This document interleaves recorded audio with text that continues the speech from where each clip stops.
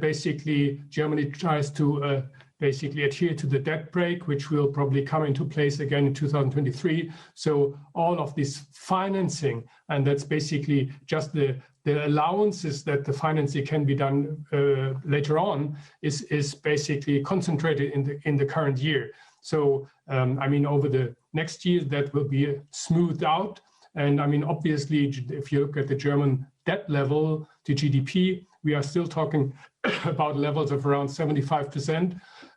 So we can afford it. And we saw actually when Germany announced the package last Thursday that Bund yields fell, quite in contrast to some other packages which have been announced elsewhere. So in this respect, I think in a way one has to say that's the payback, the positive payback from fiscal prudence Germany has basically applied in the last few years. Stefan, the overall goal of this new support package from Germany is to meaningfully lower the cost of energy and energy bills for households and businesses in Germany. It doesn't do much in the way of ensuring supply, nor does it do much in the way of encouraging those households and businesses to lower their energy usage. And I wonder if by lowering the cost and the ultimate burden for households and businesses, whether they're undermining what they ultimately need to do, which is reduce the demand for energy in order to have enough of it to get through the winter. Yeah, I mean, first of all, it does also support supply. For example, it supports the German gas importers, which now, due to the lack of Russian gas, have to face way higher market prices. So they will be support that supports supply. But you're absolutely right. The issue is that on the one hand, you want to ease the pressure on households, but on the other hand, you don't want to completely water down the price insight or the price signal coming from higher gas prices.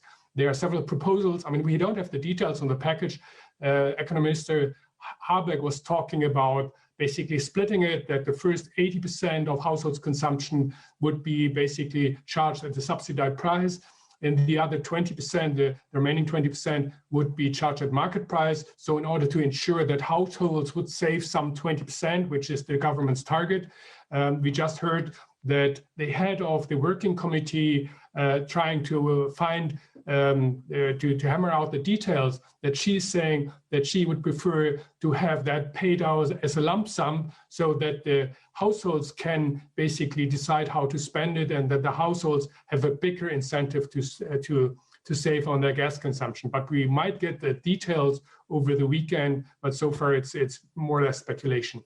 Well, that nuance certainly would make a lot of sense, to just subsidize the basic energy needs of the people in Germany. You know, speaking to investors, it feels as though the big open question over the next few months is what happens if we have an extremely cold winter, that the measures being taken so far, filling up the gas reserves and all the efforts that they're doing to support the German people are going to be enough if it's a mild winter. But what does a downside scenario look like if the weather turns very, very cold?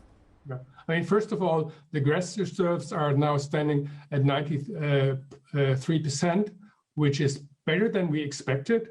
It's partly due to the fact that the government got more supply from elsewhere, especially Norway, but also because the corporate sector has saved around about 20%.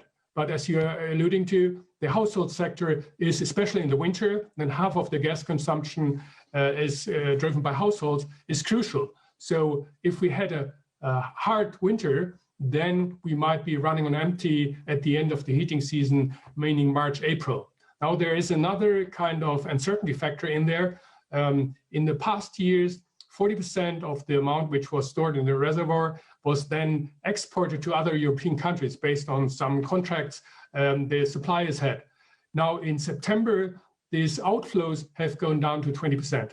Now, we don't know whether there's a structural change or whether it's a one-off, but obviously, if the outflows out of the German system into the rest of Europe stayed at 20% compared to 40% in previous years, that would basically give us quite a bit of leeway.